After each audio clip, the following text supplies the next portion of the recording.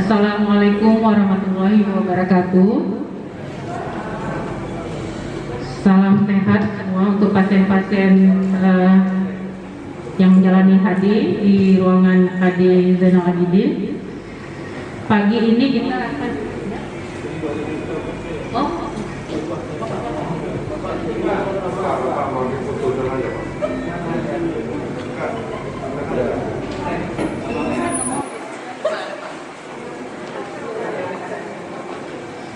Pagi ini kita akan berbagi ilmu sedikit ya, bekal untuk pasien-pasien yang menjalani cuci darah kronik. Judul yang diangkat pagi ini yaitu komplikasi pada pasien yang menjalani hemodialisis kronik. Artinya di sini ada hemodialisis kronik dan ada yang akut. Kalau akut itu kerusakan ginjalnya masih bisa kembali. Jadi misalnya pada kondisi-kondisi kritis menjelang operasi atau ginjal yang belum mengalami kelainan anatomi. Tapi yang kita bahas pagi ini adalah yang kronik, artinya sudah teratur menjalani cuci darah, ya, terutama untuk pasien-pasien yang di atas 5 tahun. Slide.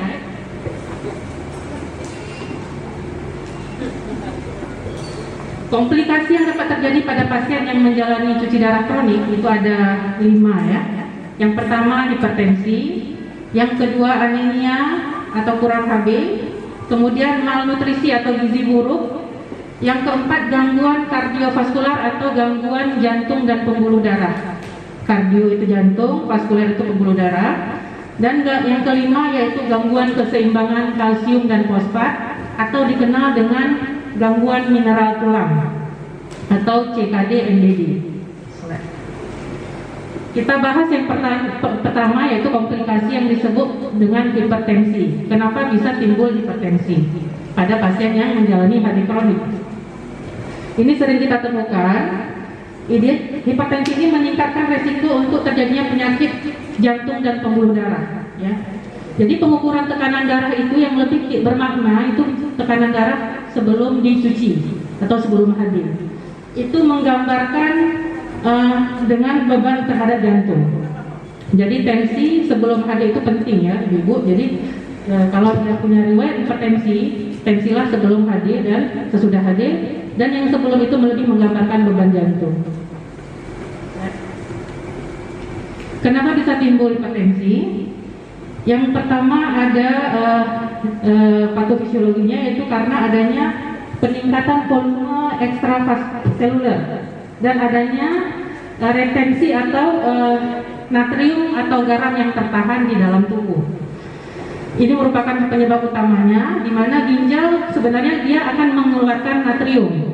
Cuma karena ginjal mengalami gangguan, natrium akan tertahan di dalam badan.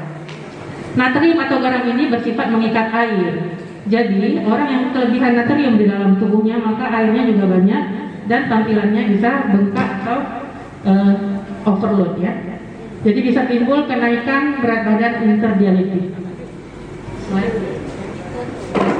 Kemudian patofisiologi yang lain itu adanya hormon-hormon yang ada yang meningkat, yaitu salah satunya hormon RAA atau renin angiotensin aldosteron, kemudian hormon endotelin, dan adanya kadar ATMA yang meningkat pada pasien-pasien yang mengalami gangguan ginjal. Jadi ketiga hormon-hormon ini juga meningkatkan tekanan darah. Caranya kita mengurangi hipertensi pada gangguan ginjal, kita mengurangi garam dan cairan. Di mana asupan garam yang banyak akan meningkatkan rangsangan untuk minum. Maka dianjurkan natrium itu tidak lebih dari 2 gram per hari. Dan jumlah cairan yang bisa kita konsumsi itu tergantung pada produksi urin. Ya, jadi berapa banyak kencing ditambah untuk keringat, itulah total kebutuhan cairan yang bisa diminum. Seandainya pasien sudah tidak mempunyai kencing lagi, artinya memang sama sekali tidak memproduksi urin, maka cairan yang bisa dikonsumsi dalam 24 jam itu berkisar antara 500 sampai 700, tergantung cuaca dan aktivitas. Kemudian untuk mencegah lagi, kita lakukan penyesuaian cuci darahnya atau dialisis dengan lebih sering melakukan cuci darah atau short daily hemodialisis, atau waktunya yang diperpanjang. Jadi jangan sering-sering minta diskon ya Bu ya, karena waktu itu adalah parameter untuk bersihan dari nilai kreatinin. Lanjut. Kemudian yang upaya ketiga, kita mempertahankan fungsi ginjal yang tersisa atau residual renal function dengan menghindari pemakaian obat-obat yang bersifat nekrotoksik seperti obat-obat penghilang nyeri ataupun antibiotik yang berbahaya atau herbal atau kandungan lain yang berbahaya. Kemudian mencegah terjadinya drop atau hipotensi pada saat HD. Biasanya kalau kita taruh penarikan terlalu agresif atau terlalu besar, itu bisa aja drop tiba-tiba saat HD. Kondisi drop ini akan menyebabkan aliran ke ginjal yang masih bersisa itu kurang. Jadi si ginjal akan cepat mati. Jadi otomatis akan total mengalami jaringan parut ya, mengecil. Lanjut. Kemudian kita lakukan evaluasi berkala status cairan dan asupan garam dengan menetapkan berat badan kering. Jadi berat badan itu ada berat badan basah dan berat badan kering. Kalau berat badan kering berarti massa otot yang bertambah. Kalau berat badan basah berarti cairan yang banyak. Jadi kita harus tetapkan berat badan keringnya. Kemudian merubah berat badan kering sesuai dengan kondisi klinis pasien. Kemudian apakah asupan garam yang dianjurkan sudah dikerjakan oleh pasien. Kemudian kita akan menilai kecukupan cairan di masing-masing pasien dengan melihat nilai hematokrit. Dapat dengan secara USG dengan memonitor vena cava inferiornya atau dengan suatu alat yang namanya DIA. Kita belum mempunyainya. DIA kalau pasien yang bengkak-bengkak tapi kita ragu ini cairannya cukup atau tidak. Lanjut.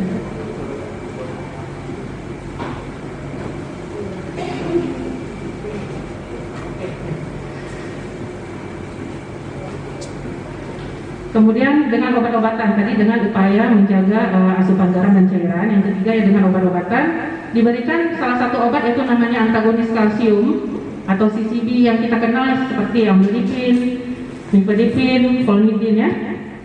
Jadi dia bersifat menurunkan tekanan darah ya, obat itu. Kemudian diketahui bahwa antagonis kalsium ini bersifat lebih efektif menurunkan resiko stroke. Kalau tensi di atas 180 dibiarkan itu merupakan salah satu faktor resiko untuk terjadinya stroke. Makanya pasien yang memang didiagnosa dengan hipertensi dan menjalani HD rutin mengkonsumsi obat-obat darah tinggi. Jadi golongan CCB ini lebih efektif menurunkan resiko stroke, kemudian yang menurunkan resiko kematian total dan kematian akibat penyakit jantung dan pembuluh darah. Jarang pasien yang cuci darah tapi kualitas hidupnya baik itu meninggal karena cuci darahnya bukan. Tapi biasanya stroke-nya yang buat masalah atau penyakit jantung atau penyakit yang kardiovaskular lain. Kemudian jenis obat kedua yaitu obat simpatolitik, artinya menekan rangsangan simpatis seperti obat-obat seperti klonidin ya, klonidin metildopa. Itu biasa kita kasih kalau kondisi hipertensi emergensi yang perlu diturunkan cepat, makan klonidin biar cepat turun tensinya. Cuman efeknya ini dia, mulut kering, sedasi, bisa hipotensi juga atau drop ya. Kalau kita stop tiba-tiba dia akan timbul fenomena lonjakan darah tinggi karena terjadi hipertensi rebound atau kembali. Kemudian di golongan ketiga mungkin konkor atau bisoprolol itu termasuk golongan penghambat beta. Dia menghambat aktivitas dari hormon renin tadi yang meningkat tadi pada pasien CKD, ada hormon 3 yang tadi itu. Nah, jadi dia fungsinya menghambat aktivitas simpatis. Cuman tidak bisa kita berikan pada pasien-pasien yang ada riwayat asma atau mempunyai bengkak paru-paru ya.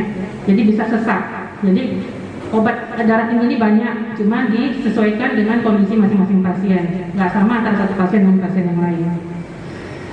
Juga dapat pada beberapa pasien juga dapat menyebabkan gula yang turun ya. Kemudian obat yang kita kenal golongan ACE atau ARB, yang ada ujungnya itu ACE itu pril-pril jadinya, captopril, ramipril, enalapril, atau yang golongan ARB, antagonis renin blocker, seperti yang tantan, valsartan, kandesartan, ya, itu bekerja dengan menghambat hormon tadi, hormon ACE ya.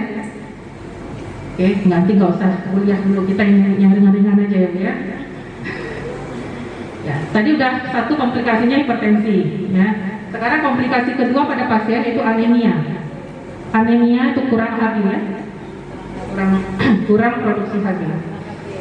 Jadi anemia pada orang yang mencuci darah ini beda dengan anemia pada ibu hamil. Beda lagi sama anemia pada anak SD.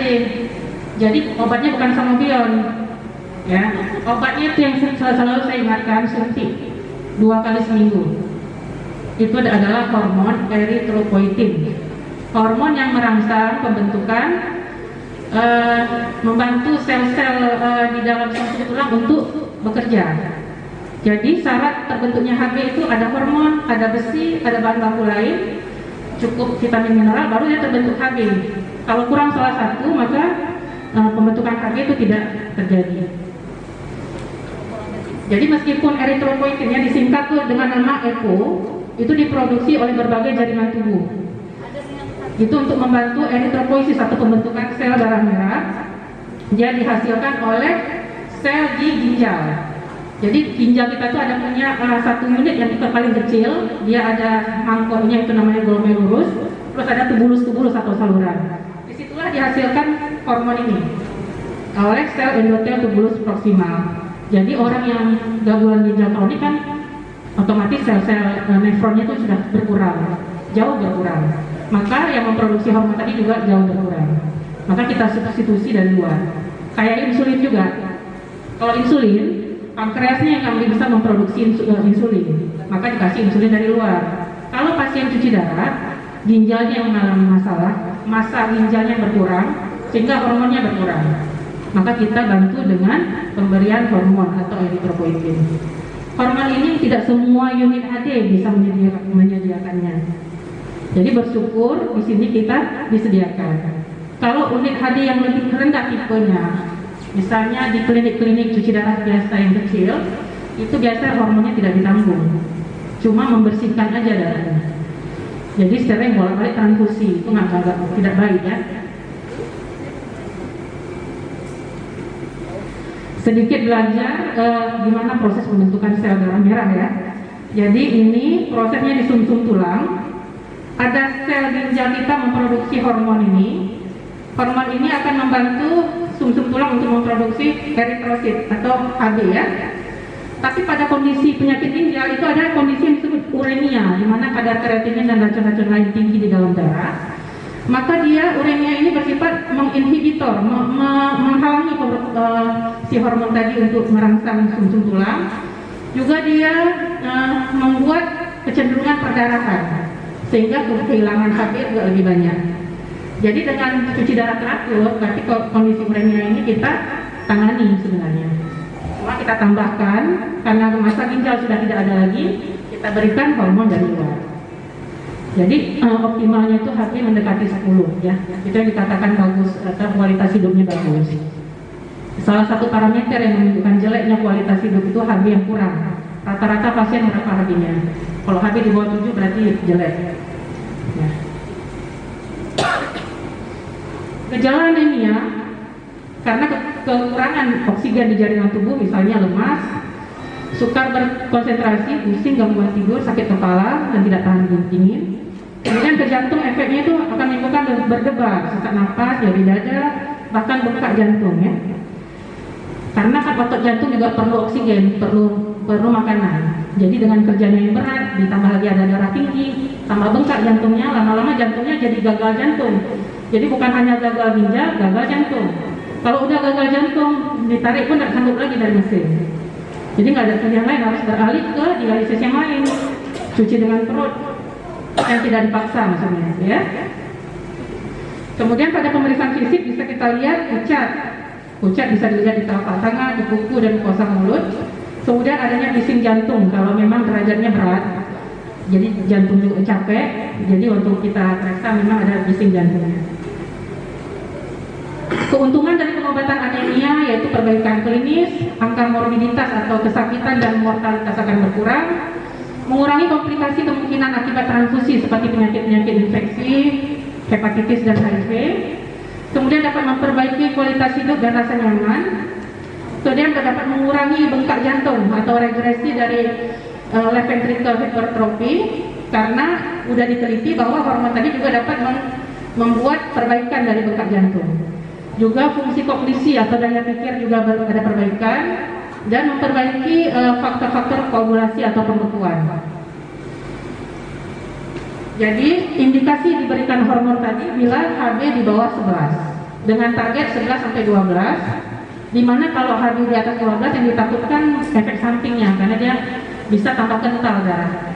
Resiko juga untuk stroke, maka kalau udah di bawah nggak diberikan lagi hormon. Jadi apabila kita jumpai kadar HB yang kurang dari 10 dengan hematokrit juga kurang dari 30%, maka kita akan mengecek status besinya. Cukup adanya, kemudian yang kategori kedua defisiensi fungsional, kemudian defisiensi absolut. Kalau cukup itu besinya, ferritinnya cukup, dan saturasi setelah dihitung itu di atas 20%. Kalau kurang maka kita berikan terapi yang pemberian besi injeksi. Biasa diberikan setiap kali HB 1 vial sampai 10 kali pemberian baru dicek ulang. Targetnya dalam sebulan HB-nya naik setelah diberikan besi tadi ya. Kalau naiknya itu melebihi atau kurang dari atau belum cukup, maka dosisnya bisa ditambahkan lagi. Atau kalau dia kelebihan, responnya cepat, terlalu tinggi naik HB-nya, dikurangi lagi dosis dari pemberian besi. Efek samping dari hormon tadi yaitu bisa timbul hipertensi. Makanya kalau tensi di atas 170-an itu nggak ditunda dulu, bukan radiasi ya, ditunda dulu, diberikan obat-obatan dulu, ditunggu sampai tensinya di bawah 170 baru kita berikan hormon ini. Karena ada beberapa pasien bisa naik tensi. Cuman penyebabnya tuh masih belum jelas ya. Jadi penyebab hipertensi pada pengobatan karena hormon ini belum diketahui dengan jelas. Mungkin karena adanya peningkatan HB, juga adanya anemia yang terlalu berat sebelum diterapi. Bisa kejang juga, tapi ini terjadi pada sebagian kecil pasien. Dan trombosis itu pembekuan. Itu secara teori karena kekentalan darah yang meningkat akibat pemberian hormon tadi. Jadi umumnya trombosis ini tidak ditemukan pada kadar HB yang 11 sampai 12 itu biasa jarang ya. Kalau di atas 12 baru sering terjadi pembekuan atau sumbatan.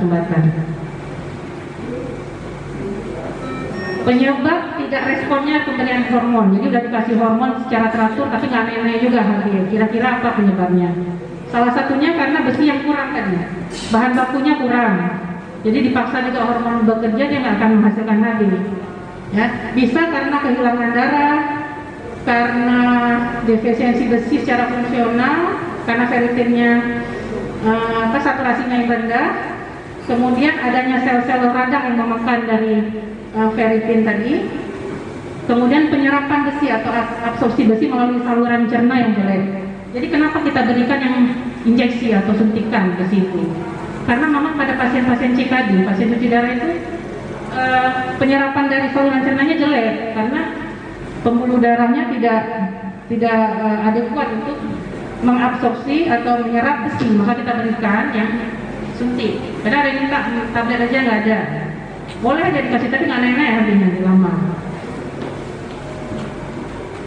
Kemudian bisa karena hiperparatiroid, itu karena adanya fibrosis sumsum tulang atau kelebihan hormon paratiroid. Kemudian adanya inflamasi atau radang atau infeksi. Jadi pasien yang mengalami keradangan itu dikasih hormon juga nggak bekerja hormonnya. Kemudian HD yang tidak adekuat, artinya faktor parameternya nggak terpenuhi seperti waktunya diskon atau KB nggak cukup, atau banyak faktor yang membuat dialisisnya tidak adekuat. Tidak adekuat itu tidak efisien di sini. Kalau dibilang HD cilet-cilet nanti ya. Kemudian intoksikasi aluminium bisa karena hipoalbumin dan ada kondisi yang disebut dengan PRCA atau pure red cell anemia, ini jarang ya masa. Itu berhubungan dengan stabilizer. Sekarang komplikasi ketiga, pertama tadi hipertensi, yang kedua anemia, yang ketiga malnutrisi atau gizi buruk atau kurang gizi. Malnutrisi ini sudah diteliti didapatkan pada 30-50% yang menjalani HD kronik. Kita belum buat penelitian di berapa orang yang gizi kurang di ruangan ini. Nanti mungkin berikutnya kita buat parameter gizinya ya. Malnutrisi akan meningkatkan morbiditas dan mortalitas. Morbiditas itu angka kesakitan, mortalitas adalah angka kematian. Penyebab dari gangguan gizi atau gizi buruk ini banyak sekali ya. Semua molekul-molekul yang sampah yang ada yang harusnya dibuang itu mempengaruhi. Juga kondisi uremik itu atau uremic toksin ini menyebabkan katabolisme, jadi massa otot bisa dipecah, lebih cepat pemecahan massa ototnya. Makanya sekali HD itu ada yang bilang sekali putar mesin HD itu sama kayak lari maraton. Jadi perlu banyak kalori dan protein yang mesti dikejar, dipenuhi. Jangan cuma makan keripik aja ya, atau karbohidrat aja.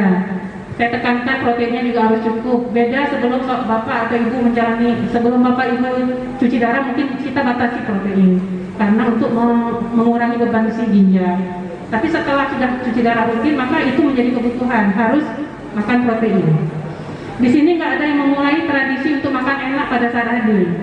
Kalau di luar orang lomba-lomba makan rantang yang enak, kenduri masal waktu mau hadir. Jadi bisa dagingnya 3 misalnya. Kalau keripik terus nanti gizi kurang. Jadi ini pada kondisi basal, kondisi tanpa ada aktivitas, ini kondisi dialisis dan ini post dialisis. Terlihat bahwa proteolisis itu perombakan protein atau pemecahan protein itu pada kedua kelompok ini lebih besar dibandingkan kondisi yang normal ya. Kemudian ini sintesanya. Ini nggak usah dipelajari. Jadi gizi kurang atau gizi jelek pada pasien hadir ini ada 2 tipe. Tipe yang pertama itu yang bentuk klasik di mana asupan dietnya yang rendah, protein yang masuk nggak ada. Yang di tipe kedua itu berkorelasi dengan inflamasi atau radang atau aterosklerosis, pengerasan pembuluh darah. Jadi kalau pasien terus-terusan adanya tidak efektif atau tidak dikuat, maka toksin-toksin, mineral-mineral yang harusnya dibuang itu kan bertumpuk di dalam darah. Dia akan membuat pengerasan seluruh pembuluh darah yang ada di tubuh. Jadi timbul plak-plak itu, kayak kita masak air di dalam anak kan kita lihat itu di dindingnya itu plak-plak timbunan-timbunan mineral, dan itulah di pembuluh darah kita. Jadi kalau HD-nya tidak efektif, itu akan bertumpuk terus searah dengan waktu. Kalau dia kena di pembuluh darah kecil seperti di koroner, sumpah total, apa yang terjadi? Timbul serangan jantung. Ya, kalau di pembuluh darah kaki yang kecil-kecil bisa hitam-hitam nanti karena sumbat. Jadi itu adalah tipe inflamasi ya. Jadi ini parameternya apa? Bisa dilihat dari albuminnya, kemudian dari wawancara asupan dietnya yang protein yang kurang, kemudian massa ototnya yang berkurang, atau CRP atau ini penanda ya, penanda atau ini diperiksa di lab ya. Dia tinggi pada kondisi inflamasi atau kondisi keradangan. Jadi tampilan dari pasien yang mengalami malnutrisi dari skor gizinya jelek, kemudian body mass index atau BMI